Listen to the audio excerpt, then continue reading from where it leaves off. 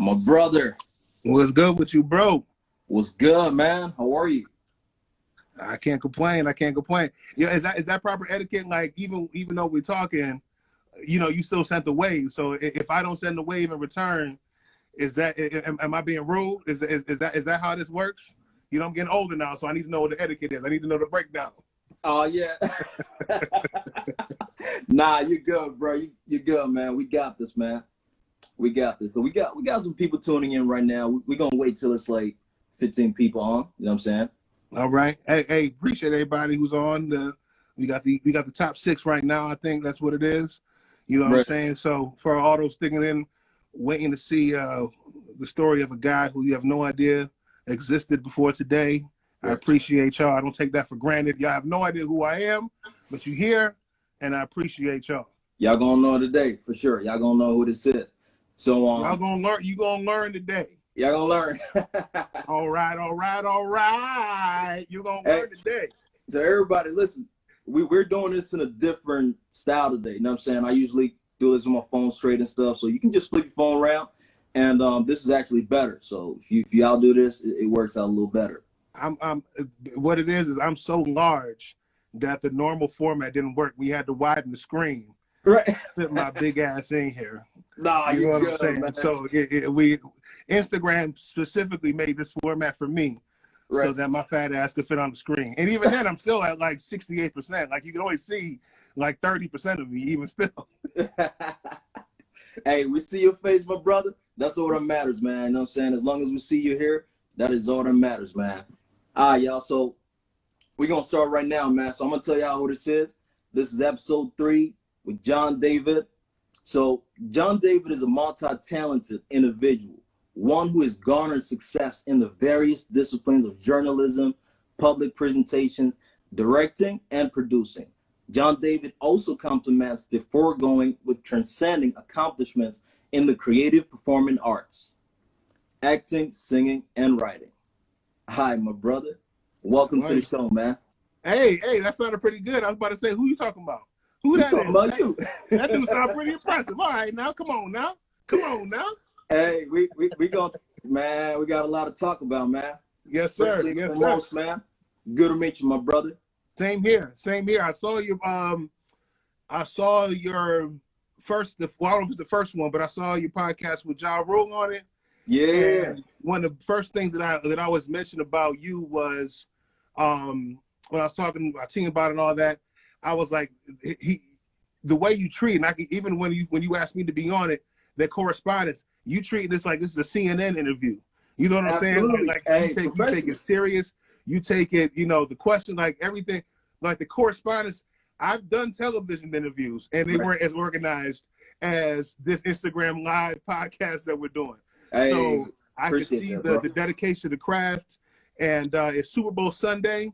But when you asked me to do it, I said I want to be part of it, just because, like I said, I think it's I could tell the love you put into the Woke podcast and what it is that you're doing, and it translates. It's going to be pretty soon. You're going to be on CNN and correspondence with that type of stuff. And I can say I was on episode 3 of the Woke podcast. You know what I'm saying? So I'm appreciative of the opportunity to come and speak with you today.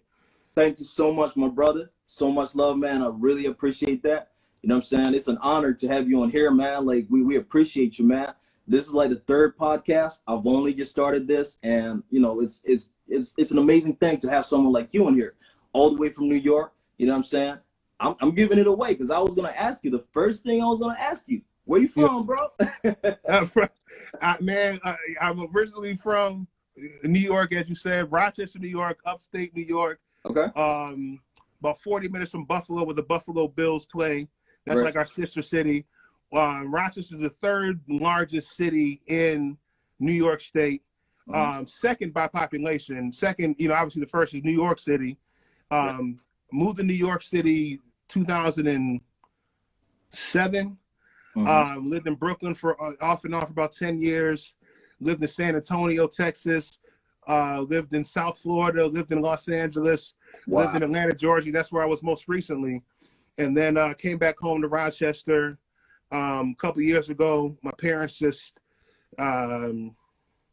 my parents just needed more support at home, you know. And so I thank God that me and my sister were in a position to come home and help take care of them, and still be in a position to do it. And I'm still doing music. I'm still, well, not performing because of, you know, the pandemic and everything like that. But I was up until that point, but still making music, still doing, you know, still doing what I'm doing.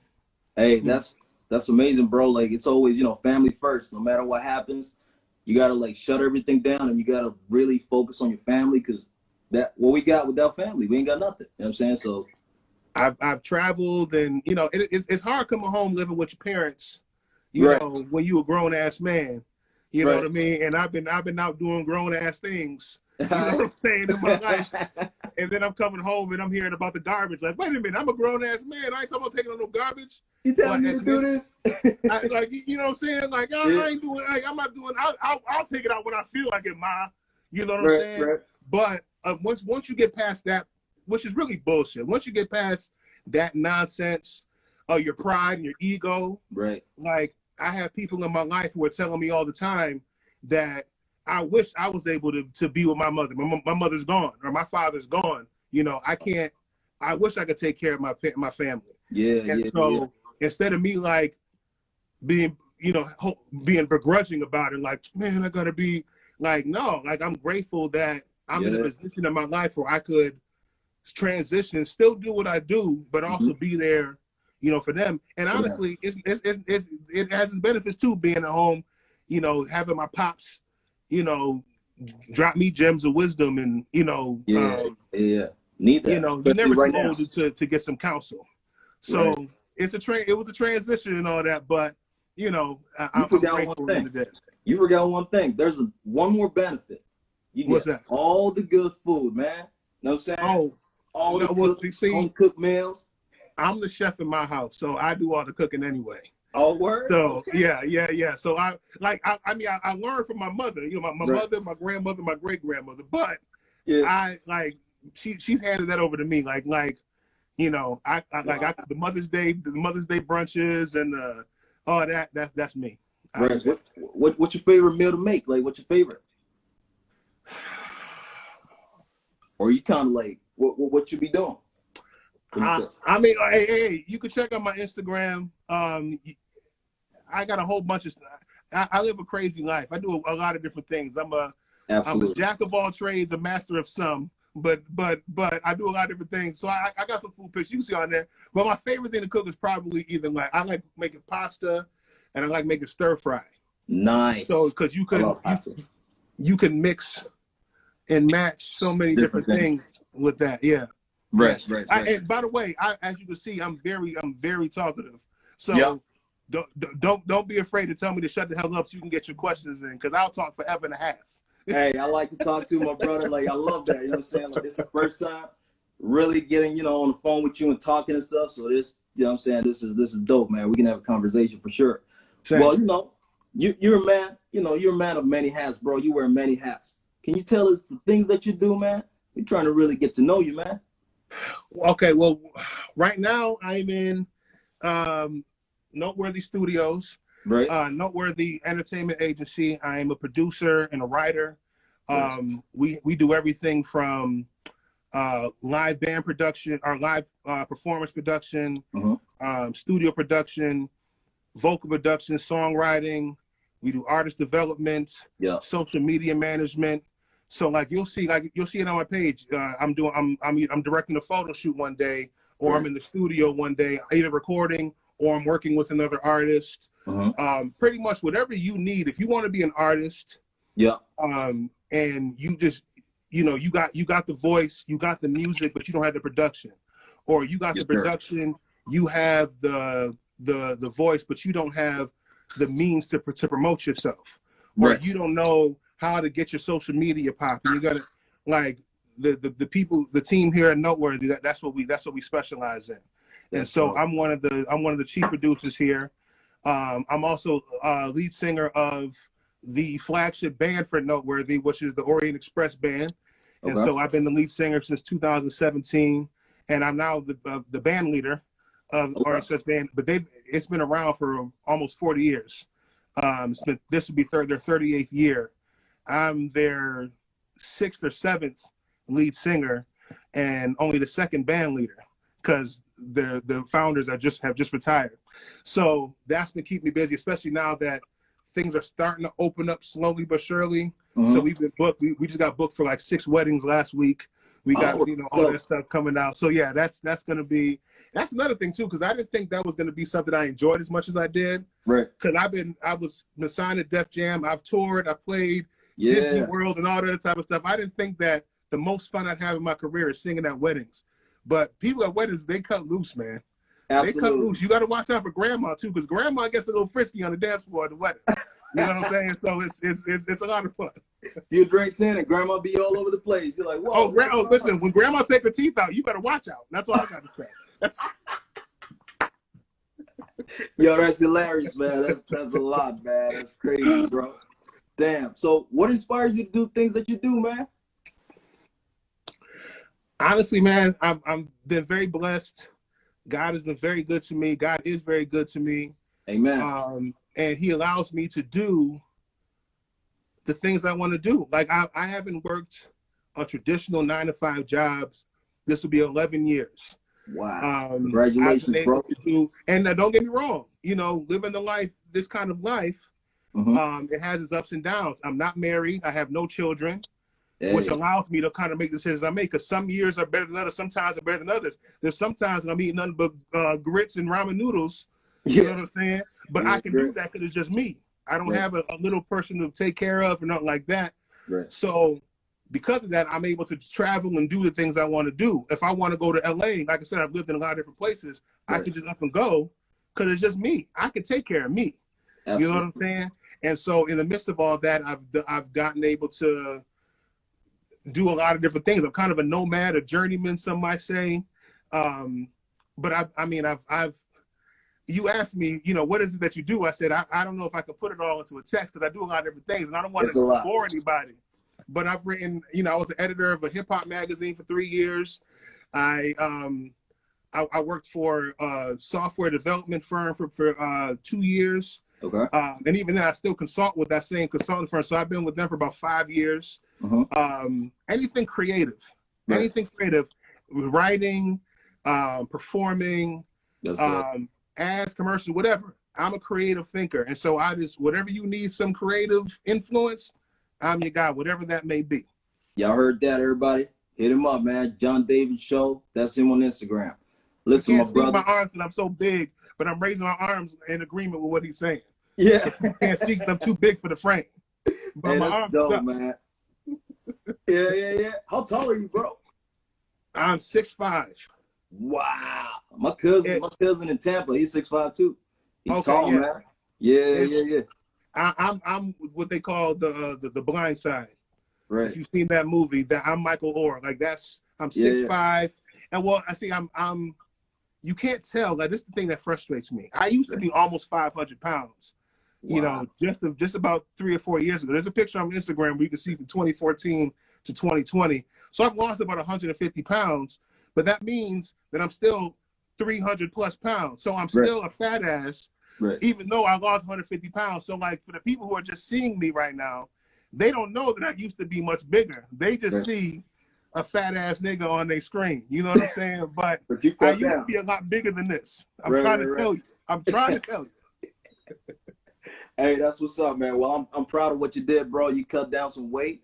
You know, you've done your thing, and that's what matters, bro. Keep working on yourself. I'm working on it. It's a work in progress. It's a work in progress for sure. For sure. Yeah. That's the same for everybody, bro. Nobody's perfect. You know what I'm saying? We all got imperfections, and we got to just work towards it and just remain positive. You know what I'm saying? You're doing the right thing, bro. Keep that up, bro. Appreciate it. If I can, I got a question for you. So this is episode 3. How long did it take you to get from conception to your very first podcast episode? Dude, you would not believe it, man. So I just recently graduated, right? So I was studying management of music, entertainment, theater, and events. Yeah. And I graduated last year. And I've always had this thing in my mind. Thank you, bro. Thank you, man. Yes, sir. So I've always had this thing in my mind, like, yo, I can talk. Like, I can talk my ass out. And I really need to start a podcast show and get some people on know what I'm saying, different people on here, different cultures, and get to know people. But my problem was I was procrastinating, bro. I was like, I want to start it. I want to do it. I got the mics and everything way before the pandemic started, because I was going to start it with people out here and stuff, you know, do the video thing when somebody's over that side and I'm over here and we on the phones, we'll be on the mics talking and stuff. Yeah. Never happened. So it took my fam, my people, my friends to push me to really get into it. And I eventually got it, man. So recently I started it. And I'm just glad, because once you start it, there's no going back. It's like you're moving forward. You just got to keep going. So you got to guess that. That's the truth, man. You know. So I really hope you do, because I meant what I said. I want to see this be like the, you know, this could be the Joe Buttons podcast. Absolutely. Or, you know what I'm saying? Or All the Smoke. You know what I mean? Like, yeah. All of these podcasts started as, now mind you, they started as being who they are first. But even then, all the podcasts that started off that were successful were started by niggas who just had the same concept you did, and then just kept going. If you keep going, because I can see, again, you put a lot of love and a lot of care into what you do. Like you put a lot of respect. You made me, I am not a celebrity by any means of the stretch of the imagination, but you made me feel like, you know what I'm saying, I'm an A-lister by the way you were corresponding with me. Absolutely. And that's a good feeling for an artist, and for you know, it comes natural to you. So I really do hope you persist this, because I think sky's the limit for it, honestly. Absolutely. Appreciate that, bro. It's always important. You know, it's always important. I got this thing where I read this book, you know, The Irrefutable Laws of Leadership. So that book tells me, like, John Maxwell. The 21 Irrefutable Laws of Leadership. I read that. Listen, yep, it's a great book. So I was like, you know, I read something in that book which said, like, treat everybody you meet like they're worth $1 million. Yes. But once you do that, that opens up a lot of doors. You know what I'm saying? Yeah. Conversations. Yeah. You sit down with people, you exchange conversations, you get to, you know what I'm saying? And that's what it's supposed to be. Like, somebody could be a cleaner. You can't treat the cleaner different from the manager. You got to treat everybody the same. You know what I'm saying? So I feel like you're special, and you deserve to be on this show. You know what I'm saying? And I got to just get it going and get you in here and let the people know who you is, man. You know what I'm saying? I mean, listen, I really do appreciate it. Look, I'm tearing up, man. That's just special, man. You know what I'm saying? Hold on, let me do that, bro. Let me work it together. Let me get it together. No. When I was 23, right, I started working for this magazine called Street Magazine. Eventually became Street Level Magazine. Okay. And it wasn't nationally syndicated yet, but it was something that was it had hit a few markets on the East Coast in New York, and in the Tri-State area, and out in the West Coast. And it was getting to the point where Double XL magazine wanted to buy us out. Okay. And so, but I had buy them out. I hadn't joined yet. So I met with someone who I didn't know who it was, but someone that told him about me said, "I heard you're a writer." And I said, "Yeah." I wasn't even an artist yet. Like, I hadn't even had a mixtape out or nothing. I was just a kid, you know, still trying to figure out, you know, what I wanted to do. And so he said, "Yo, write me something." So I wrote a little editorial piece for him, whatever. He was like, "Yo, this is dope, man." He said, "Yo, you want to be a writer for my magazine?" Right. And I said, "Okay, that's what's up." You know, mind you, both of my parents are pastors, so I was a church boy. Street Magazine was kind of like King Magazine. Like, it was like, you know, fat asses and a lot of nigga talk. You know what I'm saying? So it was like, oh, okay, well, hey, we gonna make it happen then. You know, I had to tell my parents, like, "Mom, look, I'm working on this magazine. You will see me doing some precarious things. Just don't judge me." You know what I'm saying? Yeah. But when I first started there, he hit me up, was like, "Yo, I got an interview with 50 Cent and Sean Money, who was 50's partner at the time." Right. He said, "You bust an interview out for me." Okay. I said, "All right." I never did no interview before, man. How is this supposed to work? And he said, "Man, look, just ask these questions. It'll probably be 10, 15 minutes, piece of cake." So he said, "After it's over, call me." I said, "Okay." So I do the interview, and I interview's over. I look at my phone. I got about 15 texts from him, and I finally called him, and he said, "Why you ain't call me?" I said, "Because I was on an interview." Right. He said, "When did it over?" I said, "Just now." He said, "You were talking to him for 2 hours?" I was like, "Yeah." I said, is that not normal? He said, no, that's most interviews over the phone are like 10, 15 minutes. Yeah. But I didn't ask none of the questions he wanted me to ask. I just talked to him. Right. And in the midst of that, I learned like so much more information than me trying to grill him and find out personal information and all that other type of stuff. Right. So then he made me the lead interviewer. So after that, I interviewed Fat Joe, Jim Jones, Snoop, Will Smith, you know, you name it. And I learned so much about the game just by talking to these goats. You know what I'm saying? Yeah. And I traveled. I'm at Kanye West album listening party. This is when Graduation was coming out. Right. And so I'm at one of the listening parties in Harlem. Okay. And Jim Jones, and this is when, you know, this is Jim Jones when bowling was this when he was hot. Yeah. You know what I'm saying? And so I'm talking to all these niggas, and they put me up on game, and that's what helped me. And then 2 years later, I'm signed to Def Jam. But I know a lot of that was because of the game. I didn't graduate college. I didn't go to school. Okay.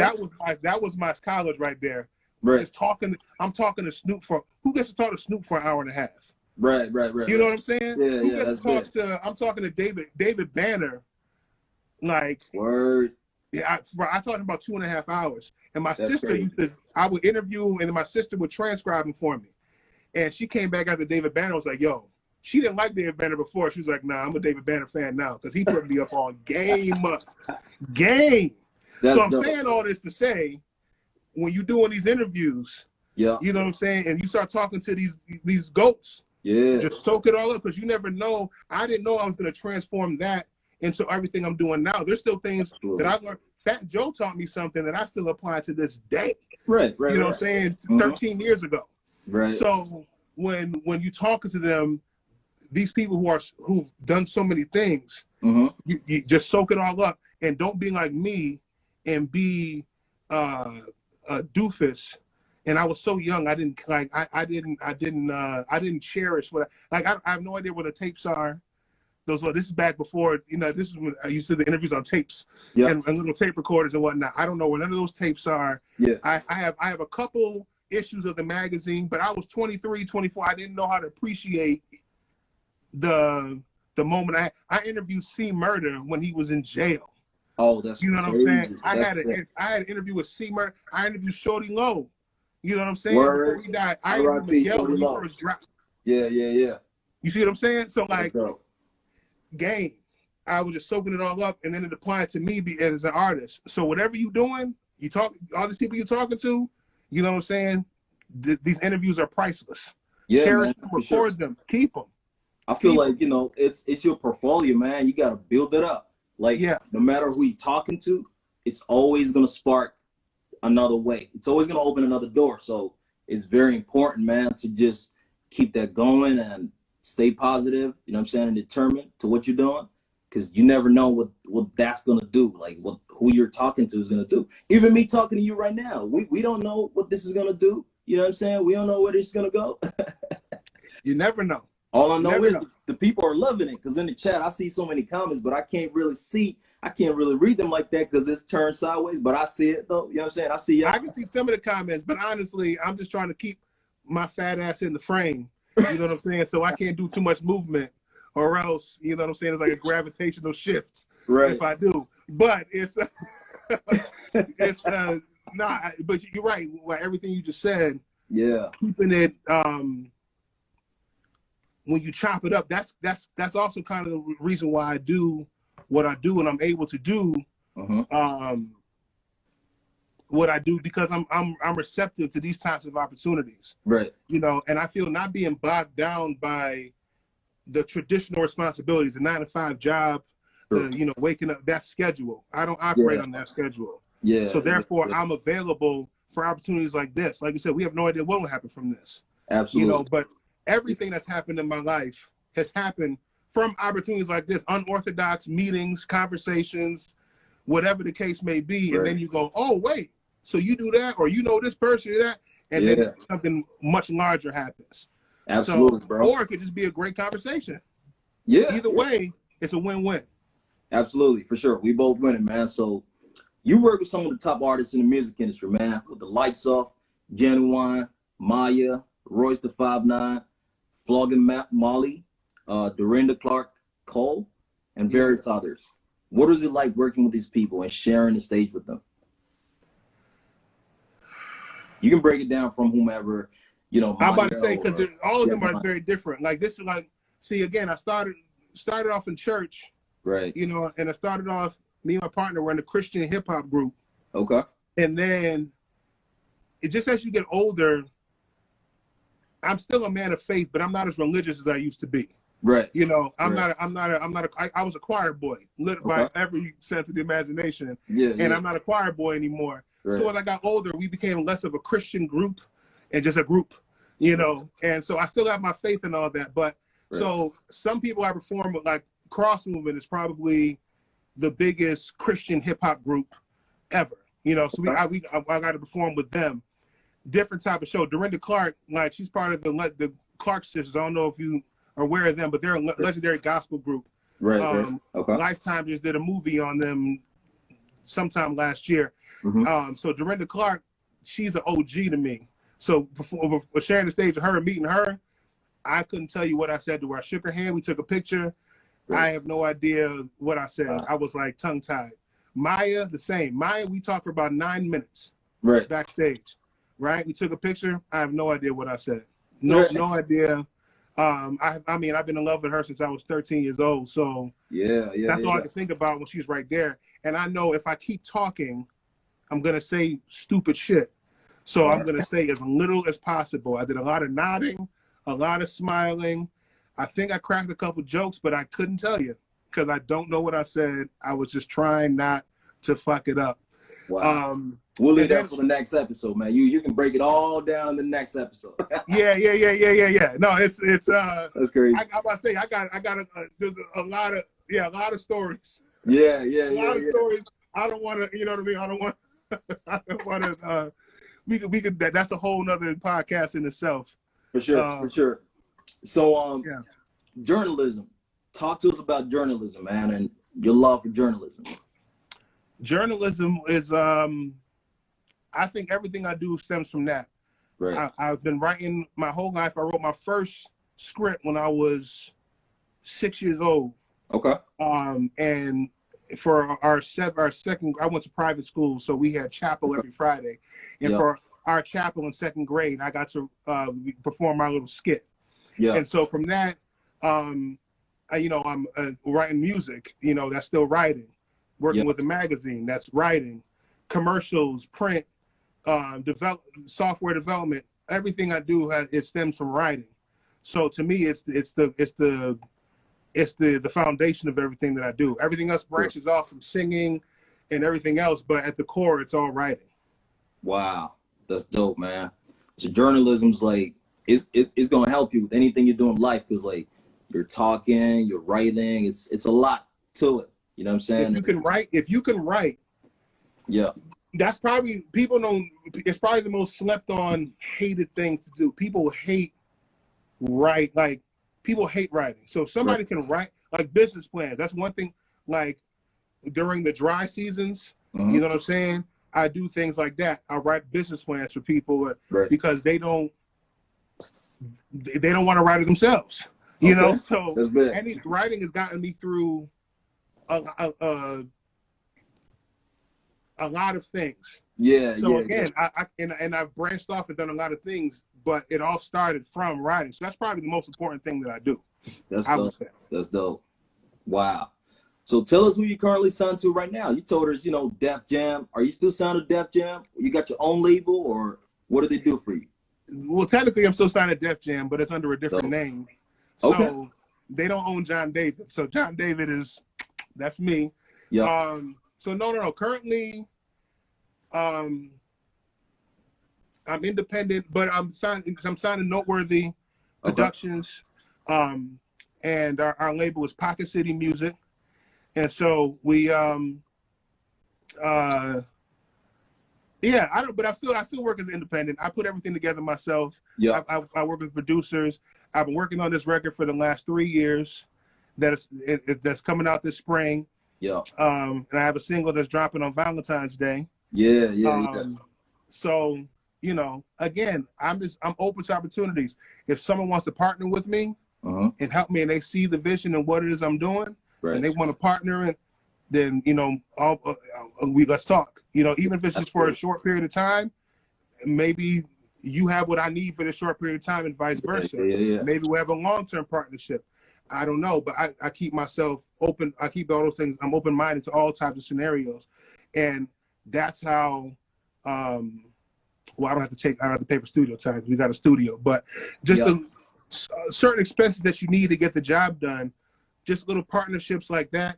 Just being very open, listening. Also, if you trust God. You know, I don't want to get preachy. I know it's Sunday, but I don't want to get preachy. But if you trust God, then you'll know the person's hands you're shaking. You'll be able to feel like this is somebody I need to connect. Well, you and I started talking, I was like, this is a good brother right here. Right. You know what I'm saying? I could just feel that good energy. And I don't know what will stem from it. Right. But I said, but now having a conversation with somebody with good energy is never gonna hurt you. Hey, you know what's crazy? We've been, my bad to cut you off, brother. We've been following each other. We've been following each other on Instagram, I think, for some time now. You know what I'm saying? Yeah. I've liked like a few pictures of yours and stuff like that, but we've never actually reached out to each other and spoke like that. Yeah. But I was like, I got to reach out to this brother, man. You know what I'm saying? I got to reach out and talk to him and figure something out. You know what I'm saying? And you just see what, and you see what, like, just what it is. But see, I don't believe in coincidences. I don't believe things just, you know, and things happen. I believe God orchestrated things before we were even thought of. You know, yes, sir. This conversation was already ordained. There's a lot, you know, that's a good churchy word right there. It was ordained by God. But we, and so you just see where it and you see where it flows from there. But either way, it's just cool. Stuff like this is cool, especially right now with COVID and the pandemic and quarantine and people afraid of going out. Having this, you know, these type of outlets to still interact. Right. You know, and also, I mean, you across the pond, as they say. Absolutely. You know what I'm saying? Yeah. Without means like this, we wouldn't have this opportunity to communicate. Absolutely. So thank God of social media, man.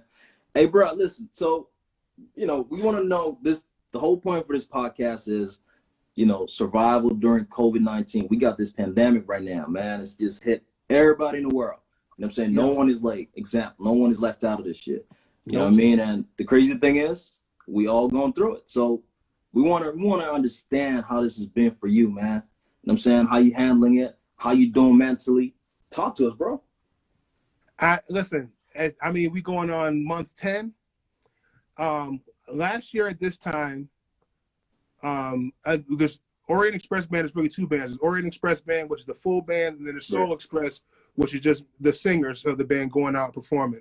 And so I'm obviously singer in both. We were easily doing 3 to 5 shows a week. Everything was going swimmingly.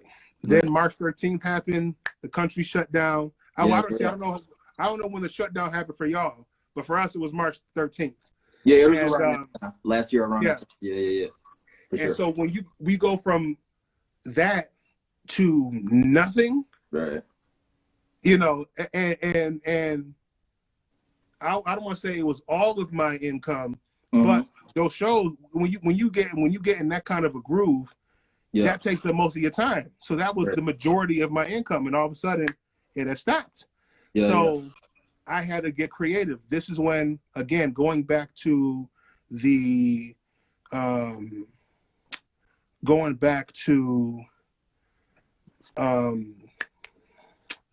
are we talking about? My God. So we're going back to the pandemic when the lockdown started itself. So it started in March, and then. Right. We're going back to like with writing. Thank you. My God, we were talking about so much stuff. I was like going back to the writing. And I said I gotta use this to try to, like, I you know, a couple of questions. I thought, should I go back and get a 9-to-5 job? You know, and I had some opportunities to do that, but I haven't lived that life in a decade. So I had to get creative. It'll be hard to get back to that. I started doing, I have people all the time who hit me up about social media management. Can you help me with my social media page? So I started working with athletes, young artists, things of that nature, labels, who have young artists, coming in, working with their social media, because you know, one tweet can kill your career now. Absolutely. You know, so they like how I run my social media. So can you help us manage our social media? Can you promote our social media page? Help us get it to where it needs to be. Right. Again, I started writing business plans for people.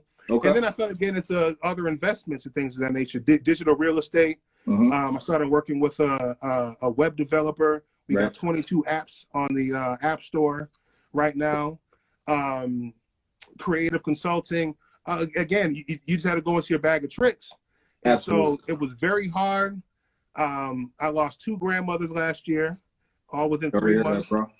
I lost a younger brother. I lost a nephew. Damn. My father's in the hospital. He lost his leg amputated. Oh man, like I saw a picture, man. I'm sorry about that, bro. I mean, but the thing about it is, everybody has. In 2020 it's just a year for everybody. It hit hard. So, yeah. When you lose your income and then you lose your family, like I had a morning where I just went in my garage, which this really didn't help because it's not soundproof. But I went in my garage and I just screamed at the top of my lungs, like just Goku status, like like Super Saiyan. Like I was just so frustrated. Let it all out. I swear my hair turned gold and I just Ultra Instinct. But in the midst of that, I've been able to maneuver myself in ways that I wouldn't have done if it wasn't for COVID. Absolutely. You know, I would have, some of the investments and things that I've gotten in my hands in, had things have been going the way they were, all comfy and cozy, I probably wouldn't even stretch myself to do these types of things. Absolutely. So I'm just learning to just, like I said, trust God and learning to be grateful for everything. True. Just grateful. Because the way things be happening, man, it's just crazy. We don't know what tomorrow brings. Tomorrow's not promised, so we just don't know. That's literally that's the truth, man. And when you losing people just back to back, you really just, you know, I'm closer to my family. Like in the midst of all of this, I'm closer to my family now than I've ever been. Absolutely. Because you realize this is nothing's promised. Nothing. Right. Yeah, we take things for granted. I think we as human beings in general, we like to take things for granted. You know, we see moms is here, pops is here, family's here. We kind of look like, you know, tomorrow they're gonna be here, but me myself, I lost my pops at 3 years old, so I kind of know what it's like, bro. You know what I'm saying? And that is just, you never know what tomorrow is gonna be, so you have to show that extra love and be 100% with him. You know what I'm saying? And you're doing the right thing, man. You know what I'm saying? You're being out there with your pops and stuff, holding him down while he's in the hospital. You know, that's what matters, bro. There's gonna become a point in time when they're not here. Right. That's just the reality situation. That's how life is. All of us. None of us are going to be here forever. And when that time comes, I want to be able to say I did everything I could, you know, to be with them. And so for this time, again, once you get past your ego and your pride and, you know, your grown manness, you know what I'm saying? Now, don't get me wrong. There's still times when I Airbnb, you know, a place for a couple of weeks just to clear my head because I'm going crazy being in that house. It happens all the time. Or I'm in the studio a lot. Right. Because of that. Right. But ultimately, there's like people. There's gonna come a point in time when, like, my mom would call me. Right. This is when I was on the road, and I go, oh. And I think there's going to come a point in time when she's not going to call anymore. You're not going to get that call. You can't get that call because she's not here. Yeah. So when she's calling, say thank you. You know, that I have an opportunity to talk to my mother again. Right. Like I have an opportunity to talk to my pops again. You know, because there's going to come a point in time when that's not the case. So that's COVID. I think more than anything else taught me that. What helped me get through with my grandmothers is I know I was there for them. You know, I had a good relationship with them. Right. And it wasn't perfect, but you know what I'm saying? I know I was there for my family. Right. And so I think things would have been a lot harder if that wasn't the case. Because that's just a lot of loss to handle in a short period of time. Yeah, for sure. So I appreciate you for sharing that, bro. That's important, man. So bro, your voice has been featured in a number of commercials, documentaries, films, and radio, television programs. What can you say your favorite was, and can you also tell us about the experience?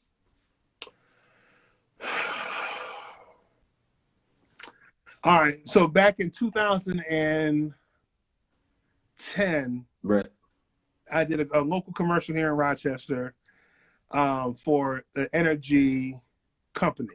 Great. Shout out to everybody in the chat. I see him. Yeah. Hey, I appreciate all them hearts too, man. You know, I don't take that for granted. Thank y'all. Let's go, bro. Yeah. Because I be rambling, you know what I'm saying? So I'm glad, you know, that some of it's translating. Yeah. And I did a commercial for the energy company, and it wasn't like a national campaign or anything like that, but it was locally a big campaign. Okay. The commercial aired for over a year, but I didn't tell nobody I did it. Right. And so then I was a substitute teacher at the time for the city school district. Okay. And I would get students come to me and go, "Can you say it was, I can't remember the name of the company, but the tagline was bright move," right? Okay. And so I bright move. I said I'd say it like that. Yeah. And so they would go, "Can you just say bright move?" And so I go bright move. And they go, no. Say it like in the commercial. Right. And I would say it. And they go, "Is that you in that commercial?" And I go, "Nah, I don't know what you're talking about." And everywhere that I went, all the schools, I'll be walking, or if I go to my parents' church, whatever. Is that you in that commercial? So that was like probably the first time that I felt like a celebrity of sorts, even though I didn't tell nobody it was. So that was probably, and they paid me by far at 25. They paid me by far the most money any company ever paid me. Okay. I got paid $500 for that commercial. So that was probably my favorite. That's big. That's big. That's dope, man. So we got to check you out on that, man. You know what I'm saying? Me, I love voiceovers, man. You know what I'm saying? Like, you got to really check you out, man. You know what I'm saying? So you got to send me some work and stuff, man, so we can see what you did. I got a few different things, but I've done voiceovers for commercials. Yeah. I used to do, my first studio gig was I would do like the background music. Like if you watch a movie and the cars come around the corner and he's listening to hip hop music, it would be my song in the car. You know, I work for a company and they put their music in film and television. Okay. So there was a stretch from, I would say, from 2009 to 2012, where I would be watching a movie or something and I'd hear my voice and I'm like, that's me. But see, I also learned about that game too. Right. Them people making royalties off of that.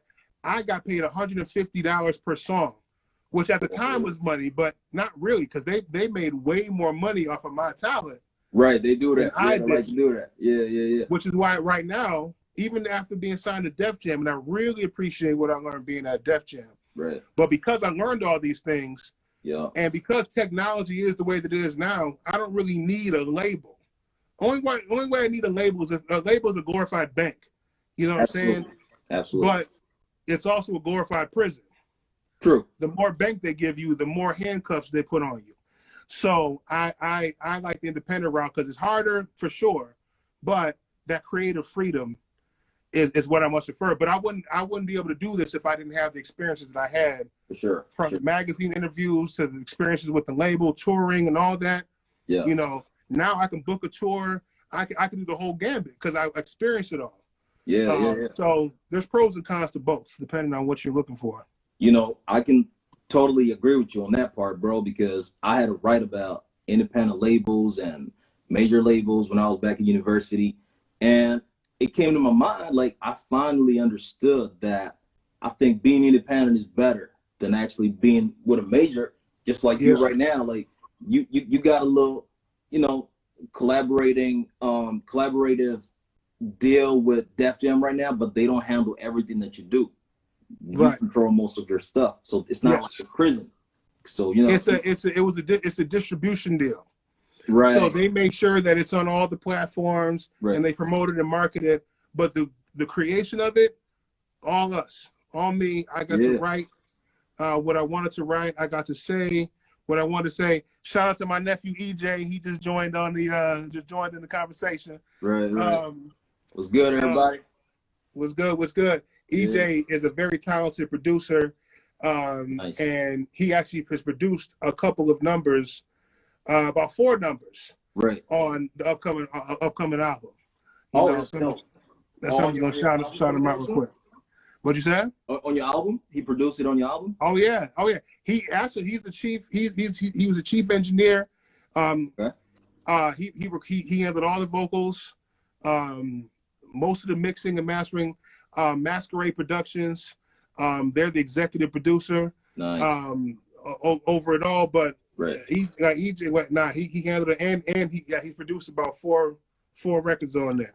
That's so that's you know what I'm saying? Yeah, he just, there you go right there. What's up, nephew? What's up, nephew? Yeah, man. Yeah, so the album is very I'm very excited about this. This is going to be something completely different than anything I've ever put out. Yes, sir. Everybody what's the name for the album? But it is. It really is. When we signed to Def Jam, we were billed at, me and my partner, we had a group of Unusual Suspects. Right. And we were billed, he was a rapper, I'm the singer. Okay. And we were billed as kind of like an alternative hip hop and R&B group.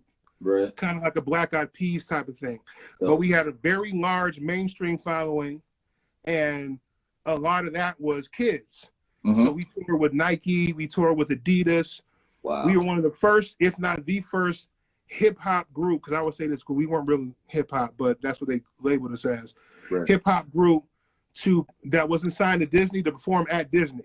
We performed at Disney World. We headlined for a week there. And you know, all that was cool, but we couldn't do the type of music we wanted to do. We couldn't swear. And I'm not huge in swearing in music, but sometimes you got to just say fuck. Sometimes you just got to say nigga. Sometimes you just got to say shit. Yeah. Oh, we got a question? We got a question here, man, from the chat. So when is the album? Go ahead, you can read it, bro. When is the album coming, and what is the name for the album? And what you see, we both got to turn our heads like this because the words are coming in this way, vertically. I mean, horizontally. I know. They gotta fix that. Yeah. Yeah, hold on. So the album title is Love and Lost. Okay. It was originally called Lust, Love, and Lost, but that's just too long of a name. But it's definitely Love and Lost just kind of became what stuck. Right. But it tells a tale from all the three stages, really, that I've experienced when it comes to the fairer sex, you know, some of the ladies. Yeah. You got it started like, you know, it starts with lust. You see her and you're like, oh yeah, let me go holler at that, whatever. And then, you know, from that, you start conversations, and then you get familiar with one another and all that. And then that turns into a love, you know, but it's not really a love, it's really more of an infatuation. Absolutely. You know what I'm saying? Yeah. And so you think you're in love, but you're really infatuated. And then you start this whole relationship, and it's very tumultuous, but you're kind of addicted to the roller coaster of it, the ups and the downs and all that. Yeah. But no matter what happens, it always leads to the end, which is loss. So that's where the love and loss comes in. So the album tells a tale of the begin, like just the party stages, you know. So you got the club bangers and shit. Then you got the love songs.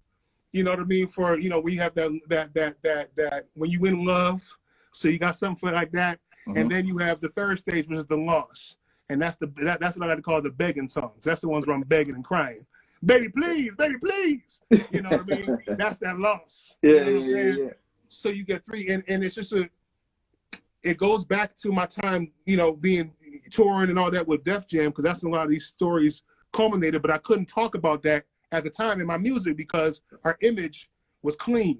Yeah. You know, we were a clean band. Right. So this is the first time I'm able to tell some of these stories. I told my mother already. I said, Mama, I said, listen, you're going to hear some grown man talk on this record. You know, so if you can't handle it, don't listen to it. Yeah. But you know what I mean? I'm definitely talking some grown shit on this record. Hey, you know what I mean? Dope, so it is what it is. But I want to make sure that in all the songs, like, I'm not glorifying that one night stand lifestyle. I lived it. I toured. I was a hoe, man. I did all the, you know what I'm saying? Just check my gram, all right? Like, it's all out there. I don't hide nothing. Yeah, I think everybody has to go through that stage, man. You got to it's that release stage, you know what I'm saying? And then when you settle down, you got to settle down and really settle down. you got it, but you have to, like, you got to want to settle down. Right. And I'm not married, and I'm still you know what I'm saying? I'm still single, but, you know, when I was 25, if I went out to the club and I ain't smashed, that was a wasted night. Right. Like I just wasted a whole night. I ain't smashed nothing. And now, you know what I'm saying? It's like, you know what I'm saying? Like I'm going now just to check the vibe, listen to music. If I meet a young lady, you know what I'm saying? You can chop it up, but that's not my focus. You know what I'm saying? Yeah, because I've been there, I've done that. I've done photo shoots. I've been working with I've done all that stuff. Yeah, so that stuff is not, I still appreciate a beautiful woman, don't get me wrong, but my priorities have changed. And a lot of that is coming like these experiences that I'm talking about in this record. So you'll get the kind of the full gambit of how it's fun in the beginning, but it's a lot of pain in the end. Absolutely. And so love and loss. That's dope, man. That's dope. Yo, we gonna check that out for sure, man. So that album is dropping. When is the album dropping, bro? The album is dropping. Nephew, when is it dropping? No, it's right now. We're in the final stages. It's being mastered now. I have to touch up a couple vocals on some of the songs, but the first single, Off My Mind, drops next Sunday, Valentine's Day at midnight. Valentine's Day at midnight. Off My Mind is dropping. It's a sexy song. Right. It is a sexy song, and this is part of the love portion. Okay. You know, of the, it's kind of transitional. Like it's the love that's established from lust. That will never work. It won't work. Hence the love and the loss. But it's a baby making song for real, and they're all based off true experiences that I've had, and you know, you'll see it once it's finished and being mastered. Right. I'll make sure I get you a copy of it so you can check it out. Absolutely. That would be nice. Bro, I'm looking forward to that, man. I got to check that out. You know what I'm saying? Put that in the playlist. You know what I mean? Well, I mean, listen, I'm the type of person, like, check it out first. If it's worthy of your playlist, then put it in there. You know what I'm saying? Don't do me no favors. If it's whack, tell me I'd rather you tell me it's whack. Yeah, you know what I'm saying? Nah, however, it's not whack. It's a baby making song, and we gonna have some kids. We gonna have some kids off of this one, boy. I'm trying to tell you.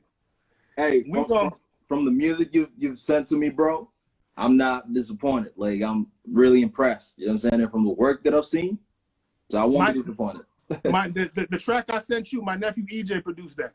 Oh, that's dope. Okay. Yeah. So you nice. See the nice. It's gonna be 9 songs on there, and I'm very, very, very excited. And my approach to this whole record is completely different.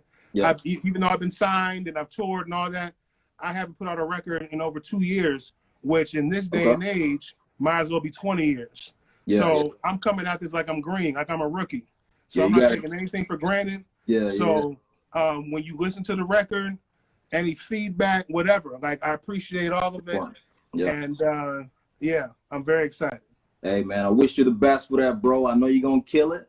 You know what I'm saying? I just need you to stay focused. Keep on being focused, man, and keep cooking it up, bro. Because we want to check the album out, man. You know what I'm saying? Well, yeah. Look at me. You think I'm not gonna be cooking? You know I'm cooking. You gonna cook. I gotta come to the cookout. You know, that is never a problem for me. I'm definitely gonna be. It actually is one of the reasons why some of my relationships ended, because I cook so damn well. Right. And the ladies say, "Oh man, you don't need us because you cook so well." And I'm like, "Hey, baby, listen, I still need you. I just don't need you in the kitchen. I got this. Big Daddy got this." You know what I'm saying? And quite frankly, you don't season your chicken right. So I mean, I don't want. Let me cook it, baby. Let me cook it. You don't season it right. You ain't seasoning it right. That's hilarious, bro. So this platform is for people like you, bro. You know what I'm saying? Like, I'm glad you're here, making use of this and stuff. As an artist that wears many hats like you, man, how do you think this platform is going to benefit you, man? You know what I'm saying? This is episode 3. How you think this is going to benefit you, man? You mean like as in social media? Yeah. Like, you know, I mean, we've already kind of touched on that, and you said, like, you never know what this is going to do. Like, this is going to go somewhere, and it might open a door here, and like we really don't know, you know what I'm saying? So yeah. Right. Yeah. It's I would say the point, it makes things like labels, and again, I'm not knocking Def Jam, I'm not knocking any major label, because they definitely serve their purpose. Yeah. But if you don't want if you want to have more say over your career, and trust me, the independent, like the checks ain't the same when you signed. You know what I'm saying? So so there's pros and cons. Absolutely. But for me, creative freedom and creative license is more important. And so venues like this, where I can connect with you and your followers, and you know what I mean, and when not only this live conversation, but then we could take it and repost it. It could it's and you do enough of those, like it's your own label. Right. It all circulates. You know what I'm saying? Absolutely. 100 people here, 1,000 people there, 500 people here. Sure. All that adds up. And then when it all comes together, that's your fan base. True. And so I started with my Instagram. I started from zero. Yeah, I didn't even know what it was when my manager signed me up for it in 2011. And I built it to where it is today. Just by grinding and also just doing things like this, touring, promoting, and then just, hey, follow me at JonDavid Show. Follow me at JonDavid Show. Follow me at JonDavid Show. And then it just grew from there. And so now, when you have your own following, right, it's almost like your own nation almost. So these people are gonna support you. Right. So these type of platforms, and now we're crossing, mixing, intermingling our platforms together. Right. So now there are people who follow you who now are aware of me, and vice versa. Yes. So right. I'm all about, plus, as you can tell, I have no problem talking. So anytime these type of opportunities come up, of course, I like to talk.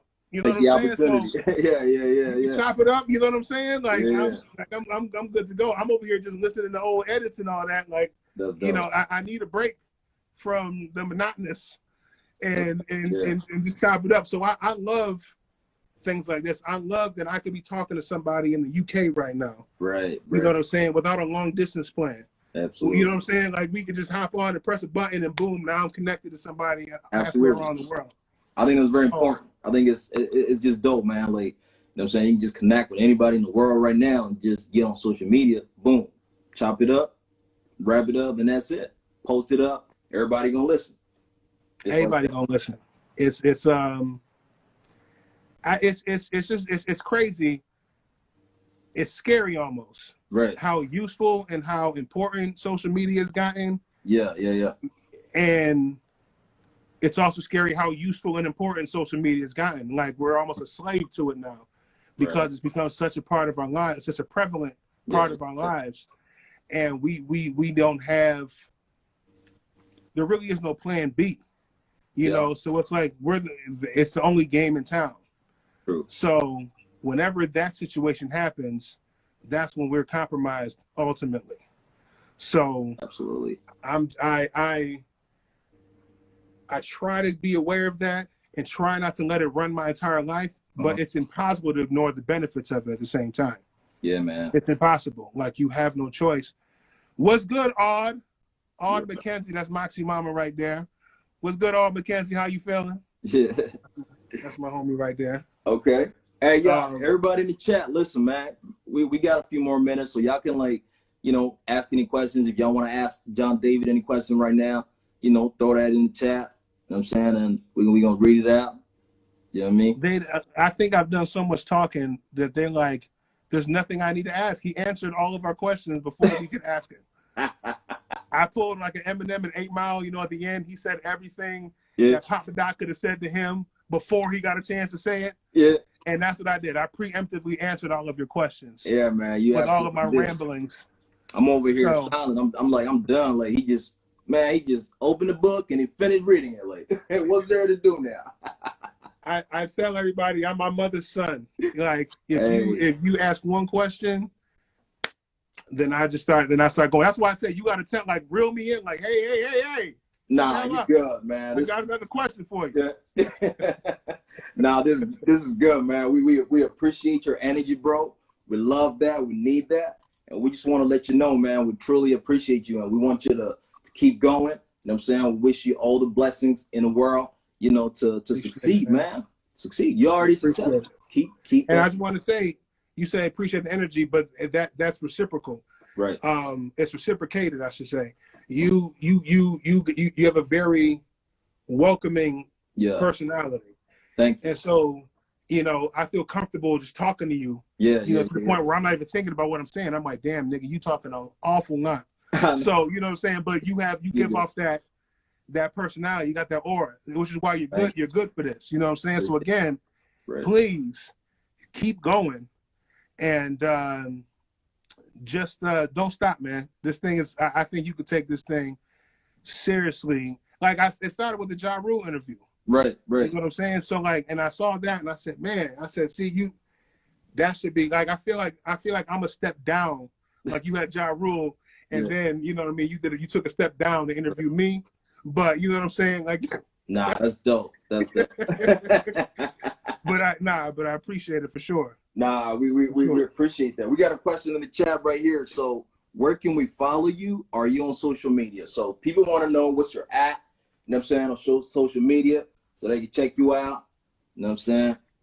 I am at JonDavid Show. That's Jon. Do not put an H in John. For every H that you put in John, I shall kill you. No, it's Jon. Jon David Show, SHOW. That's Facebook. That's Instagram. That's Twitter. And again, if you see my page, you'll see a whole, like, it's just snapshots of my life and of my day. If you just watch it in the vacuum, you'll have no idea what it is that I do, because I do a bunch of different things. But as I explained, I think in depth in the interview, that's just kind of how my life is. I'm open to new opportunities. I'm not a hippie, but I'm kind of like a hippie. Right. You know, I'm a free spirit, so to speak. Absolutely. A little more structured, a little more organized. You know, I'm not skipping in the fields picking lilies and shit. But you know what I mean. I'm all about energy, and I go where the good energy is. Absolutely. And so you can watch the whole purpose of like my Instagram and Twitter and all that. It just kind of give you a little glimpse of just the type of things that I'm into and all the things that I do. Yeah. So a lot of food, a lot of feet. But let's not, you know, we don't got to. You'll see. Just follow. You'll go see. But you will definitely be entertained. Absolutely, definitely be entertained. So everybody, you heard that. Not my feet though. You know, women, not mine. You don't want to see these meat hooks. You know what I'm saying? I'm talking. You're crazy, bro. Hey, y'all heard that, man. Go follow JonDavid, JonDavidshow. Go follow him right now. Instagram, Twitter, Facebook. You know, everything. The whole nine. And talk to me, man. As you can see, I love the chat. Yeah. Hit me up. And, you know, we'll have ourselves a good time. For sure. Hey, you're a blessing to this show, bro. We appreciate you, man. You know what I'm saying? Right before you go, bro, I just need you to say something. Like, I just need you to say, so Woke Podcast stands for Working on Killing Everything, which is what you're currently doing. You know what I'm saying? So I need you to say it out loud, man. You know what I'm saying? Say it out loud to the people. You know what I'm saying? What is it? Working on killing everything. Working on killing everything. Yeah. The Woke Podcast. Yes, sir. Leave us a great message. I was trying to work it out where I could sing it. Right. But I don't know if I can do that where it's going, you know what I mean? I'm trying to get a good melody. But Woke Podcast, working on killing everything. Everything. Woke. Oh, that's dope. That's dope. Check it out. Right before we go, can you sing for us just for a little bit for the people? Can I sing something for you? Just some for the people? Oh man, I'm totally unprepared for this. No, I'm kidding.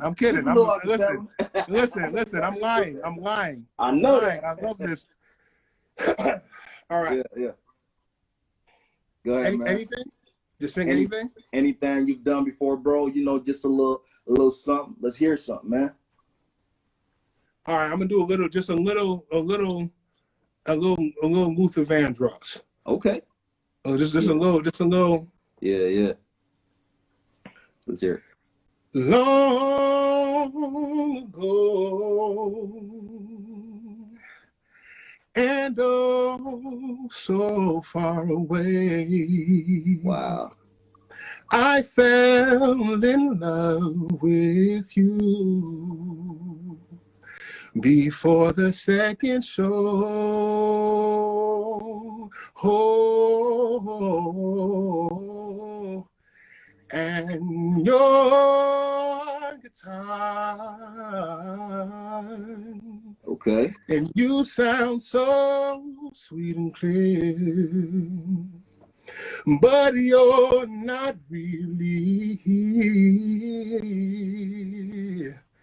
It's just the radio. Oh, see, don't you remember you told me you loved me, baby? You said you'd be coming back this way again. Wow. Baby, baby, baby, baby, baby, oh, baby, I love you. I really do.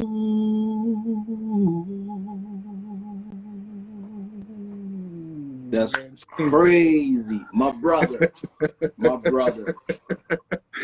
I appreciate you, man. I think everybody in the chat agrees with me, and everybody that's gonna listen to this after, your voice is incredible, bro. Your voice is gonna make you a millionaire, more than that. I receive all of that.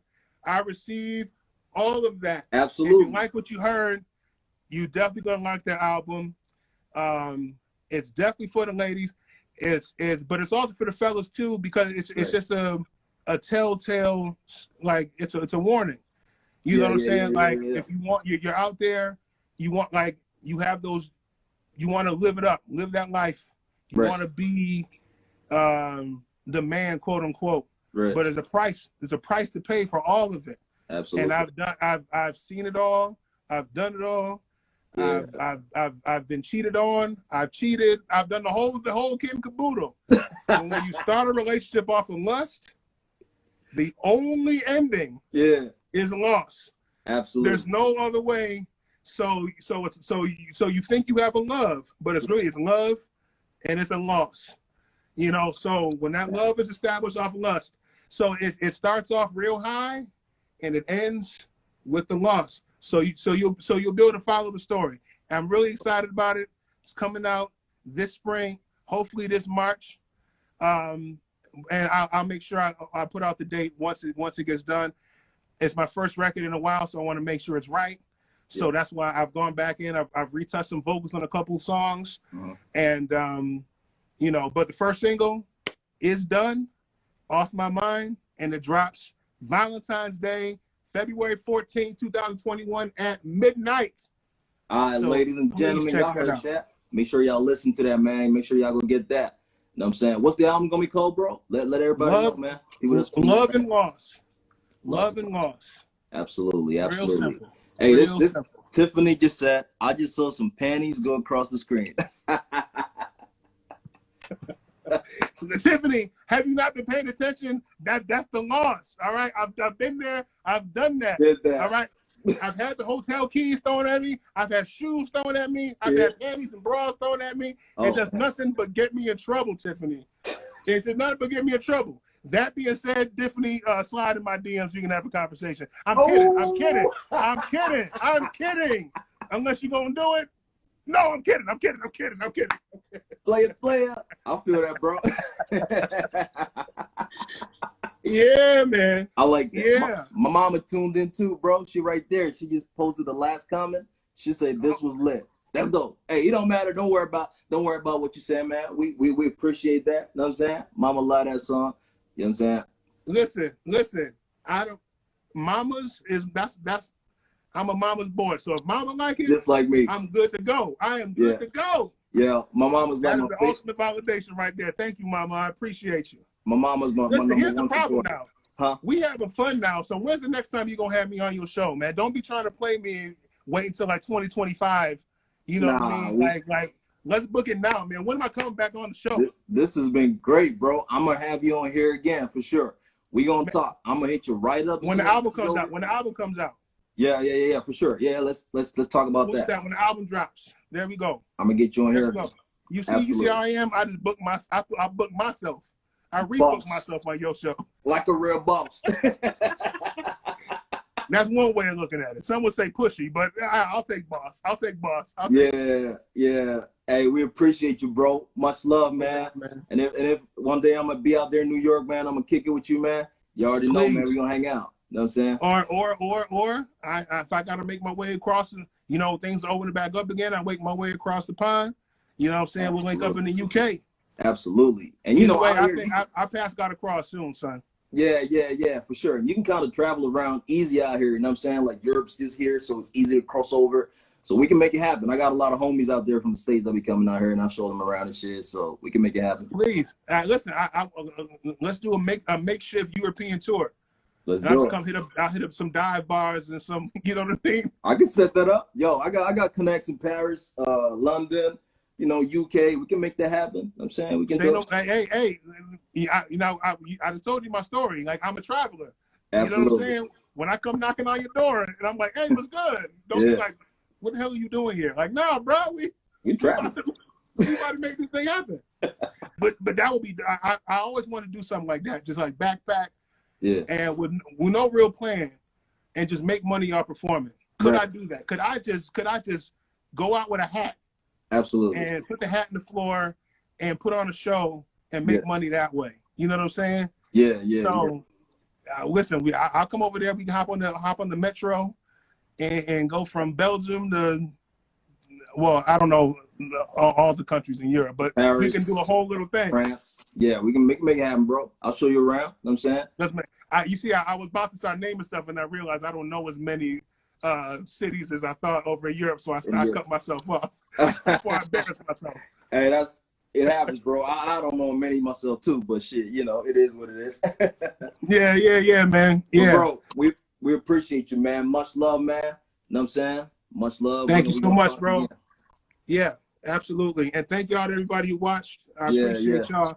Off My Mind, Sunday, February 14th. Make sure you check it out. You heard that. JonDavid Show. We appreciate you, JonDavid. Yes, sir. Much love, bro. Stay safe, man. God bless you, brother. God bless you. Peace out, bro.